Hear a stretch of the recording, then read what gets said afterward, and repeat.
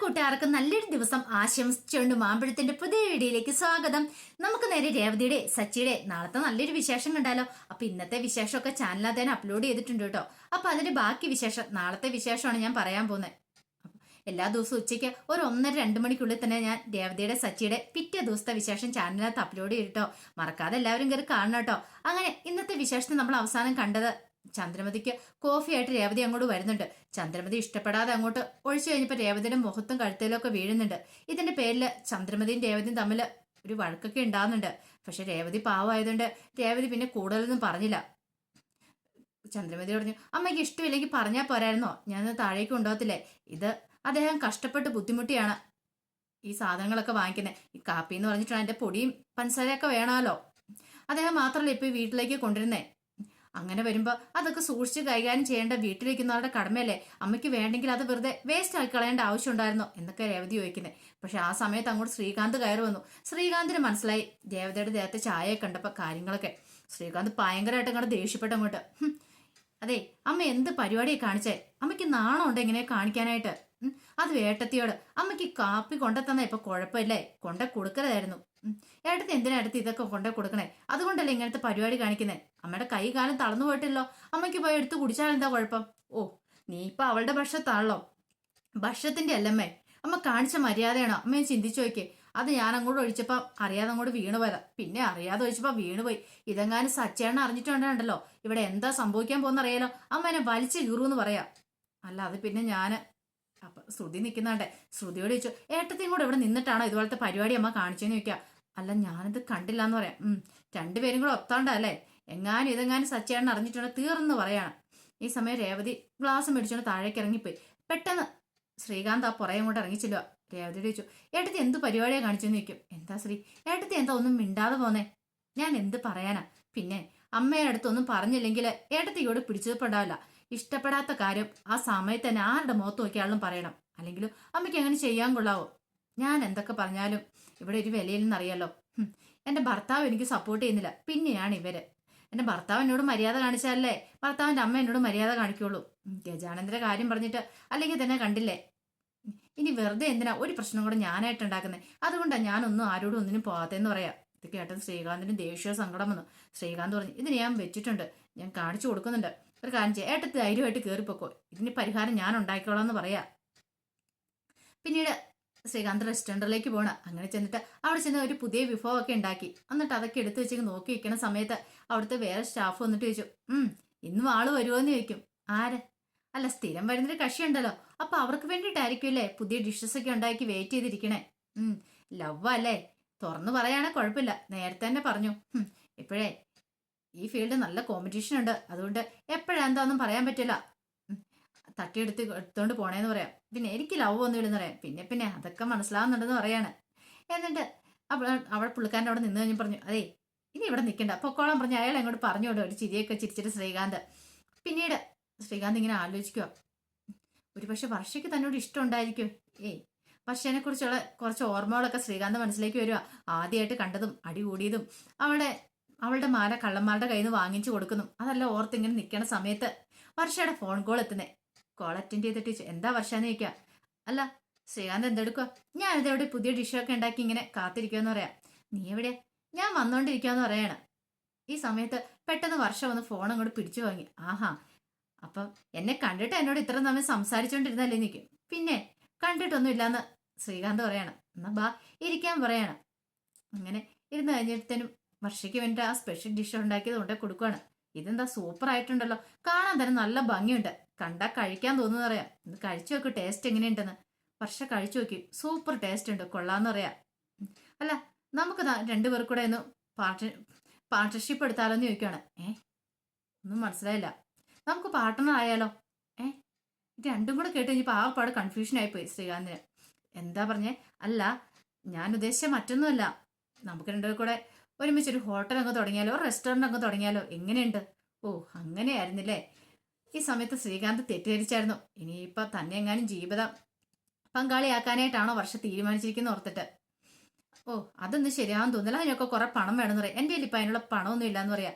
പെട്ടെന്ന് വർഷ പറഞ്ഞു, അതിനാണോ, പണത്തിന്റെ കാര്യത്തിലാണോ? അതൊന്നും ഓർത്ത് വിഷമിക്കണ്ട, അതൊക്കെ നമുക്ക് സെറ്റ് ചെയ്യാം, ഞാൻ സെറ്റാക്കാന്ന് പറയാ. കാരണം ശ്രീകാന്ത് ഒരു പുതിയ റെസ്റ്റോറൻറ്റ് തുടങ്ങുവാണെങ്കിലേ എനിക്കിങ്ങനെ പുതിയ പുതിയ ഡിഷസ് ഒക്കെ പരീക്ഷിക്കാലോ, കഴിക്കുകയും ചെയ്യാം, എല്ലാം കൊണ്ടും നല്ലതെന്ന് പറയാം. ദേ പതുക്കെ പറ, ഇവിടുത്തെ മുതലാളിയൊന്നും കേൾക്കണ്ടെന്ന് പറയണം. എന്ന് എങ്ങനെ എൻ്റെ ഐഡിയ ഇങ്ങനെയുണ്ട്, കൊള്ളാവോന്ന് ചോദിക്കണം. പൈസയുടെ കാര്യത്തിൽ ഇപ്പൊ ടെൻഷൻ അടിക്കണ്ട, ഇഷ്ടം പോലെ ലോണും കാര്യങ്ങളൊക്കെ കിട്ടുമല്ലോ. ഏയ് അതൊന്നും ശരിയാണെന്ന് തോന്നില്ല. ശ്രീ ഒന്ന് ശരിക്കും ഒന്ന് ആലോചിച്ച് നോക്ക്. വേണമെങ്കിൽ ഏട്ടത്തി ഉണ്ടല്ലോ, ഏട്ടത്തി നല്ല കുക്കാന്നല്ലേ പറഞ്ഞേ. അന്ന് ഞാൻ ഏട്ടത്തിന്റെ കൈപ്പുണ്യം അറിഞ്ഞ ഏട്ടത്തിനും കൂടെ റെസ്റ്റോറൻറ്റിലേക്ക് കൂട്ടിക്കോ, നല്ല വരുമാനം കിട്ടുമെന്ന് പറയാ. ഇത് കേട്ടത് ശ്രീകാന്ത് പറഞ്ഞു, അല്ലേ തന്നെ ഏട്ടത്തിക്ക് ആകെപ്പെട്ട് സമാധാനം ഇല്ലെന്ന് പറയാ. അതെന്താ ശ്രീ അങ്ങനെ പറഞ്ഞേ? പിന്നീട് രേവതിനെ കുറിച്ചുള്ള കാര്യങ്ങളൊക്കെ പറയണം. അല്ല, ഏട്ടത്തിന്റെ പ്രശ്നങ്ങളൊക്കെ അന്ന് തീർന്നല്ലേ? ഏട്ടത്തിന്റെ ഭർത്താവിനെ ജയിലിൽ നിറയ്ക്ക്, പോലീസ് സ്റ്റേഷനിൽ നിറക്കി കഴിഞ്ഞപ്പോൾ എല്ലാ പ്രശ്നങ്ങളും സോൾവ് ആയതല്ലേ, പിന്നെ എന്താ അവര് തമ്മിലുള്ള പ്രശ്നം എന്ന് ചോദിക്കുക. ഇത് കേട്ടപ്പോൾ ശ്രീകാന്ത് ഇപ്പൊ ഗജാനന്ദന്റെ കാര്യവും അതിനുശേഷം ഉണ്ടായ കാര്യങ്ങളെല്ലാം പറയുവാണ്. എല്ലാം കേട്ട് കഴിഞ്ഞപ്പോ അവള് വർഷ പറഞ്ഞു, അതെ ഇതിങ്ങനെ വിട്ടിട്ട് കാര്യമില്ലെന്ന് പറയാണ്. ഒരു കാര്യം ചെയ്യാം, ഏട്ടനെ ഏട്ടത്തിനും പറഞ്ഞ് മനസ്സിലാക്കുക ചെയ്യണ്ടേ. ഏട്ടനെ വിളിച്ചുകൊണ്ട് ഒരു കാര്യം ചെയ്യാം, ഇവിടെ റെസ്റ്റോറൻറ്റിലേക്ക് വന്നിട്ട് രണ്ടുപേർക്കും ഒരു ട്രീറ്റ് ഒക്കെ കൊടുക്കുക. അവർ തമ്മിൽ തുറന്ന് സംസാരിക്കട്ടെ, അവരുടെ പ്രശ്നങ്ങളൊക്കെ മാറട്ടെ. അല്ലാതെ ആ ഏട്ടത്തി പാവം ഇങ്ങനെ വീട്ടിൽ കിടന്ന് കഷ്ടപ്പെടുന്ന കാണുമ്പോൾ നിനക്ക് സങ്കടം വരുന്നില്ല ശ്രീന്ന് ചോദിക്കും. ഇത് കേട്ട ശ്രീകാന്ത് പറഞ്ഞു, എനിക്ക് സങ്കടമൊക്കെ വരുന്നുണ്ട്, പക്ഷെ എന്ത് ചെയ്യാൻ പറ്റും, ഞാൻ പറഞ്ഞ കാര്യം ചെയ്യുക. അവരൊരു ദിവസം ഇങ്ങോട്ട് വിളിക്കുക, എത്രയും പെട്ടെന്ന് വിളിക്കാമെങ്കിൽ വിളിക്കുക, എന്നിട്ട് അവർക്ക് ട്രീറ്റ് കൊടുക്കുക. അവർ തുറന്ന് സംസാരിച്ച് കഴിയുമ്പോൾ അവരുടെ പ്രശ്നങ്ങളൊക്കെ കുറച്ച് മാറുമെന്ന് പറയാം. ശരിയെന്ന് പറയാണ്. അങ്ങനെ ചില തീരുമാനങ്ങളൊക്കെ ശ്രീകാന്ത് എടുക്കുന്നുണ്ട്. പിന്നീട് സച്ചിയും ഫ്രണ്ട്സ് സംസാരിച്ചുകൊണ്ടിരിക്കുന്നു. സച്ചിയോട് മഹേഷ് ചോദിച്ചു, എടാ നീ എന്താടാ എന്ന് ഓട്ടം പോയിട്ട് നീ പൈസ മേടിക്കാത്തെന്ന് ചോദിക്കും. എടാ എനിക്ക് പൈസ മേടിക്കാൻ തോന്നിയില്ല അവരോട്, കാരണം അവർ വയ്യാത്ത ഒരു സ്ത്രീ, അവർ തന്നെയാണെങ്കിൽ ആ കുടുംബം പുലർത്തുന്നത് അത് കണ്ടിട്ട് എനിക്ക് എന്തോ വല്ലാത്ത കഷ്ടപ്പാട് തോന്നി, അവരുടെ ദുരിതം കണ്ടിട്ട്. അതുകൊണ്ട് എനിക്ക് അധികം പൈസ മേടിക്കാൻ തോന്നിയെന്ന് പറയാം. നീ നാട്ടുകാർക്ക് ഇങ്ങനെ സേവനം ചെയ്തുകൊണ്ട് നടന്നോളാൻ പറയണേ. എടാ ചെയ്യേണ്ട സമയത്ത് നമ്മൾ സേവനങ്ങളൊക്കെ ചെയ്യണം. ഒരാൾ വെള്ളത്തിൽ വീണ് മരിക്കാൻ തുടങ്ങി കഴിയുമ്പം നമ്മൾ അവരെ പിടിച്ചു കയറ്റുന്നതിന് വരെ ആരെങ്കിലും വന്ന് രക്ഷിക്കട്ടെ എന്ന് പറഞ്ഞ കാഴ്ചക്കാരായി നിന്നിട്ട് കാര്യമുണ്ടോ? ഇല്ല, രക്ഷിക്കേണ്ട സമയത്ത് രക്ഷിച്ചിട്ടല്ലേ കാര്യമുള്ളെന്ന് പറയാം. നീ സേവനം ചെയ്തോ, നിനക്ക് സേവനം ചെയ്യാനായിട്ട് ആരെങ്കിലും വരുമോ? ആ പലിശക്കാരന് പൈസ കൊടുക്കാനൊക്കെയോ? അതിനൊക്കെ എവിടുന്ന് പൈസ കിട്ടുമെന്ന് ഓർത്തിരിക്കുന്നേ? അല്ലെങ്കിൽ തന്നെ 2 3 ഓട്ടോ അല്ലടാ കിട്ടുന്നേ. അതിന്റെ ഇടയ്ക്ക് നീ ഇങ്ങനെ പൈസയും കൂടെ മേടിക്കാതെ ഓടിയിട്ടുണ്ട് എന്ത് ചെയ്യുമെന്ന് ചോദിക്കുക. എന്തേലും ഒരു വഴി കാണുമായിരിക്കും. എല്ലാം ഗജാനന്ദൻ ഒറ്റയൊരുത്തം കാരണം. അവൻ എൻ്റെ ആ വണ്ടിക്കകത്ത് കഞ്ചാവ് വെച്ചില്ലായിരുന്നെങ്കിൽ ഇപ്പോഴും എൻ്റെ വണ്ടി എനിക്ക് സ്വന്തം വണ്ടിയെ ഉണ്ടായിരുന്നു. അന്നെങ്കിൽ എനിക്ക് വാടക കൊടുക്കാതെ എനിക്ക് ലാഭിക്കാമെന്ന് പറയാം. എല്ലാത്തിനും കാരണം അവളെ ഒറ്റയൊരുത്ത രേവതി. അവൾ ആ കാര്യങ്ങളൊക്കെ എന്നോട് പറയുമായിരുന്നെങ്കിൽ ആ തെളിവുകളൊക്കെ എനിക്ക് നേരത്തെ കിട്ടിയാനും അങ്ങനെയാണെങ്കിൽ ഗജാനന്ദനെ പൂട്ടാൻ പറ്റിയെന്ന് പറയാം. ഇനിയിപ്പോൾ അതിനെക്കുറിച്ചൊന്നും പറഞ്ഞിട്ട് കാര്യമില്ലോ, ഇനി സമാധാനമായിരിക്കും എന്ന് പറഞ്ഞ് മഹേഷ് ആശ്വസിപ്പിക്കുക. അപ്പോഴാണ് അങ്ങോട്ട് ശ്രീകാന്ത് വരുന്നത്. ശ്രീകാന്തിനെ കണ്ട് സച്ചിൻ ചോദിച്ചു, നീ എന്താടാ ഈ വഴിക്കൊക്കെ, നീ റെസ്റ്റോറൻറ്റിൽ പോയില്ലേന്ന് ചോദിക്കാം. റെസ്റ്റോറൻറ്റിൽ പോയിട്ട് വരുന്ന വഴി ഏട്ടനെ എനിക്കൊന്ന് കാണണം, കുറച്ച് കാര്യങ്ങളൊക്കെ സംസാരിക്കണമെന്ന് പറയാം. ഈ സമയം മഹേഷ് പറഞ്ഞു, ഒരു കാര്യം ചെയ്യാം, നിങ്ങൾ സംസാരിക്കാനും പറഞ്ഞിട്ട് അങ്ങോട്ട് പോവാം. നിനക്കെന്താടാ സംസാരിക്കാനുള്ള? ഒരു കാര്യം ചെയ്യാം, ചായ കുടിക്കണമെന്ന് ചോദിക്കാം. വേണ്ട, എനിക്ക് വേണ്ട, സച്ചേട്ടനെ മേടിച്ചേരാം ബാന്ന് പറയണേ. വേണ്ട, എനിക്കിപ്പോൾ വേണ്ടാന്ന് പറയാം. അല്ല സച്ചേട്ടന് ഓട്ടോ ഒന്നും ഇല്ലേന്ന് പറയും. ഓട്ടോ ഇല്ലേന്നോ? ഉള്ള ഓട്ടോ ഒക്കെ പോയിട്ടിരിക്കുക. അതെങ്ങനെയാ? ഒരുത്തിനെ കല്യാണം കഴിച്ചത് പിന്നെ എനിക്ക് കഷ്ടകാലം മാത്രമേ ഉള്ളൂ. എൻ്റെ ശ്രീ, നീ കല്യാണം കഴിക്കാതിരിക്കുന്ന ഭേദം കിട്ടുമെന്ന് പറയണം. ഇത് കേട്ട് ശ്രീകാന്ത്, ഞാൻ എന്തായിട്ടാ അങ്ങനെ പറഞ്ഞേ? എൻ്റെ അവസ്ഥ എന്നെ കണ്ടില്ലേ ഇപ്പം? അവളത്തിനെ കല്യാണം കഴിച്ച് അവൾ എൻ്റെ ജീവിതത്തിലേക്ക് കടന്നു വന്ന അന്ന് തുടങ്ങിയത് എൻ്റെ കഷ്ടകാലം. ഇതുവരെ എനിക്ക് കരകയറാൻ പറ്റിയിട്ടില്ല. ഗജാനന്ദനും ആ കാര്യങ്ങളൊക്കെ ഓർക്കും തന്നെ തല പെരുക്കുവാന്ന് പറയണം. ഇത് കേട്ട ശ്രീകാന്ത് പറഞ്ഞു, ഏട്ടൻ എന്തറിഞ്ഞിട്ടേ പറയണേ? ഏട്ടാ കുറെ ദിവസമല്ല പറഞ്ഞിട്ട് ഏട്ടത്തി കാരണം എല്ലാ പ്രശ്നത്തിനും കാരണം. ഏട്ടൻ നാണമില്ലേ ഇങ്ങനെ പറയാനായിട്ട്? ഏട്ടന്റെ കയ്യിലെ തെറ്റല്ലേ? അതെ, ആ കഞ്ചാവ് വെച്ചോണ്ടല്ല ആ വണ്ടി അന്ന് പോലീസുകാർ അമ്മാതിരി നാശകോശമാക്കി വെച്ച്. എന്തിനാന്നറിയോ? ഏട്ടൻ ആ പോലീസുകാരന്റെ കർണത്തടിച്ചോണ്ടാ, അല്ലാതെ കഞ്ചാവ് വെച്ചാനല്ലെന്ന് പറയാം. ഇത് കേട്ടും സച്ചിയുടെ മുഖം അങ്ങോട്ട് മാറി. വെറുതെ നീ പറയില്ല, വെറുതെ അല്ല അങ്ങനെ കഞ്ചാവ് വെച്ചെന്ന് പറഞ്ഞിട്ട് അവന്മാര് വണ്ടി അങ്ങനെ ആക്കേണ്ട ആവശ്യമില്ല. അവന്മാര് പ്രതികാരം ചെയ്താ. എന്നിട്ട് ഏട്ടത്തിയുടെ തലയിലേക്ക് എല്ലാം കൂടെ കെട്ടിവെച്ച് ഏട്ട സ്വയം അങ്ങോട്ട് രക്ഷപ്പെടാൻ നോക്കുമല്ലേ? ഏട്ടൻ നാണമില്ല ഇങ്ങനെയൊക്കെ ചെയ്യാനെന്ന് ചോദിക്കുക. ഇത് കേട്ടോ പറഞ്ഞു, എന്നാലും ആ ഗജാനന്ദന്റെ കാര്യം അവൾക്ക് എന്നോട് പറയായിരുന്നല്ലോ, അങ്ങനെയാണെങ്കിൽ എനിക്ക് ആ തെളിവുകളൊക്കെ ഇട്ടിട്ട് ഗജാനന്ദനെ പൂട്ടാൻ പറ്റില്ലായിരുന്നു ചോദിക്കുക.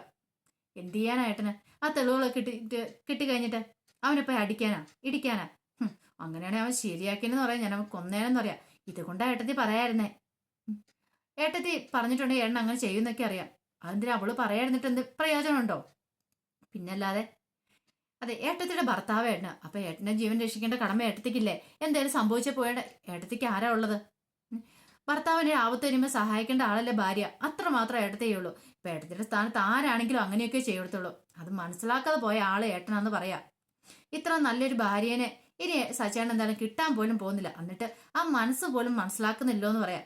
ഇത് കേട്ടതും സച്ചി പറഞ്ഞു, ഓഹോ നീ അവളുടെ ഭക്ഷത്താണല്ലെന്ന് ചോദിക്കണം. ഭക്ഷത്തല്ല ഏട്ട, ശരിക്കും ഒന്ന് ഇരുത്തി ഒന്ന് ചിന്തിച്ചു നോക്കിയേ, ഞാൻ പറഞ്ഞ കാര്യങ്ങളൊക്കെ ശരിയല്ലേന്ന്, എന്തേലും കുഴപ്പമുണ്ടെന്ന് ചോദിക്കാം.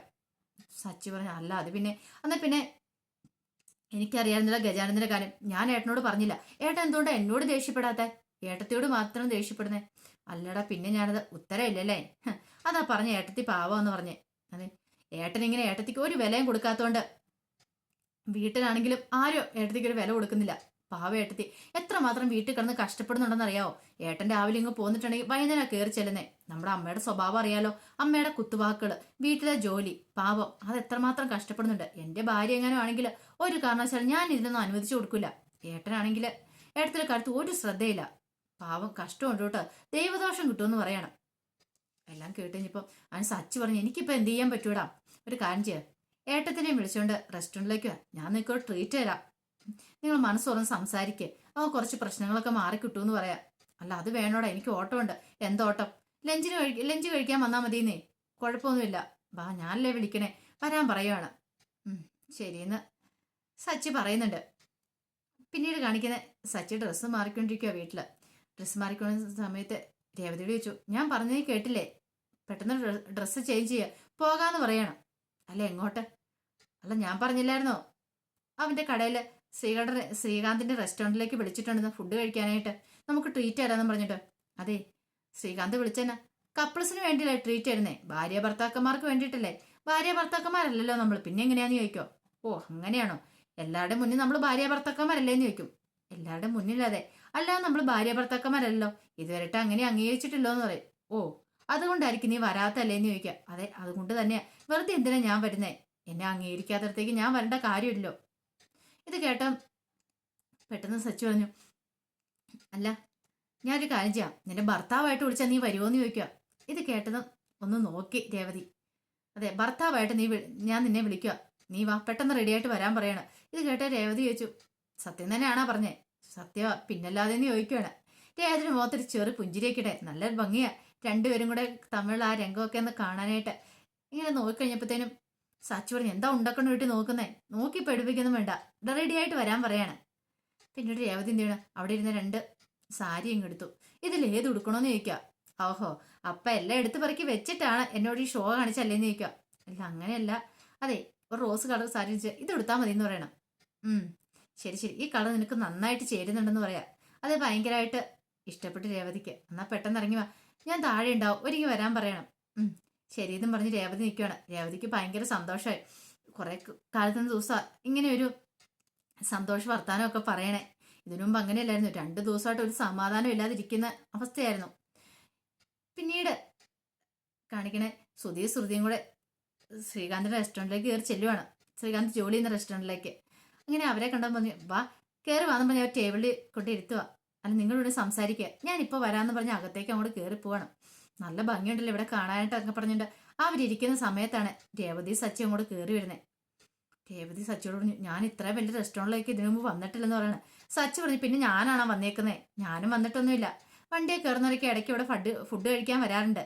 അങ്ങനെ വന്നു കഴിയുമ്പോൾ ഞാൻ എന്ത് ചെയ്യും, അവരെ ഇറക്കി ഇവിടെ വിട്ടിട്ട് ഞാൻ പുറത്ത് ഏതെങ്കിലും തട്ടുകടയിൽ പോയി കഴിക്കുകയോ ചെയ്യുന്നതെന്ന് പറയാം, അല്ലാതെ ഞാൻ ഇങ്ങോട്ടൊന്നും വന്നിട്ടില്ല എന്ന് പറയും. അങ്ങനെ അവർ രണ്ടുപേരും കൂടെ അകത്തേക്ക് അങ്ങോട്ട് കയറി ചെല്ലുമ്പോൾ ഇവരെ കണ്ടിട്ട് ശ്രുതിയും കൂടെ അമ്പരന്ന് നോക്കുവാണ്. എന്തിനാ ഇവർ ഇങ്ങോട്ട് വന്നതെന്നുള്ള രീതിക്ക് നോക്കുവാണ്. അപ്പൊ അതിന്റെ വിശേഷങ്ങളൊക്കെയാണ് നമ്മൾ കണ്ടത്. ഇതിന്റെ ബാക്കി വിശേഷങ്ങളുമായിട്ട് നാളെ വരാട്ടോ. അപ്പൊ എല്ലാവർക്കും ഒരിക്കൽ കൂടി നല്ലൊരു ദിവസം ആശംസിച്ചു നിർത്തുന്നു. നന്ദി.